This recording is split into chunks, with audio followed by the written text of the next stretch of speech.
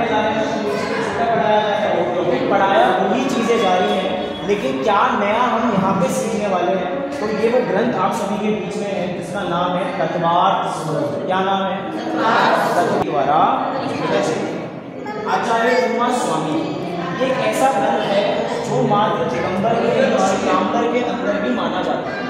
मतलब जैन दर्शन दो में बटा हुआ है, एक दिगंबर है और एक श्वेतांबर है। समय में नहीं चलता है। हमें समय सार की महिमा बहुत होगी, लेकिन श्वेतांबरों को समय सार की महिमा नहीं है। या अगर मैं अन्य मत की बात करूं तो अन्य मत को समय सार के बारे में नहीं पता, अन्य मत को तत्वार्थ सूत्र के बारे में पता है, क्योंकि यही हमारी बाइबल है, यही हमारी गीता है, यही हमारी कुरान है। इसका मतलब जैन दर्शन को रिप्रेजेंट करने का अगर कोई ग्रंथ है तो कौन सा है?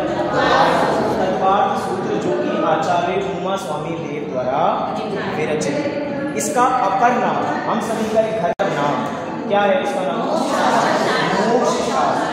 आप सभी में से कुछ लोग ये चीज़ पढ़े हुए होंगे, लेकिन मैं कुछ कोशिश करूँगा कुछ ऐसी चीज़ें बताने की जो आपने शायद इसके बारे में नहीं जानी। इसका नाम मोक्ष शास्त्र क्यों पड़ा? कोई मुझे बता सकता है कि इसके प्रीवियस नॉलेज या चलो रहने दीजिए, मैं ही शुरू से बताता हूँ। इसका नाम है मोक्ष शास्त्र क्यों? क्योंकि इसका जब हम मंगलाचरण करते हैं, निकालिए सभी, मंगलाचरण दिया गया है, इसका सबसे पहला शब्द क्या है?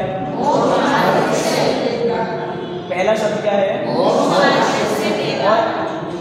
शब्द मोक्ष। पहला शब्द क्या है? मोक्ष।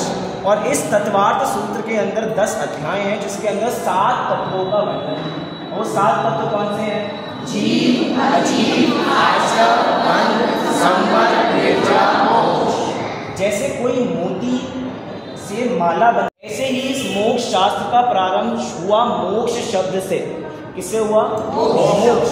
और जो 7वां तत्व है मोक्ष, जिसका 10वें अध्याय के अंदर वर्णन मिला, इसीलिए इस तत्वार्थ सूत्र शब्द क्या है? आखिरी में सूत्र पिरोए जाते हैं, और जब पिरोए दिए जाते हैं तो एक अपने में माला बन जाती है। तो इसके अंदर बहुत सारे सूत्र हैं जिनसे माला बनाई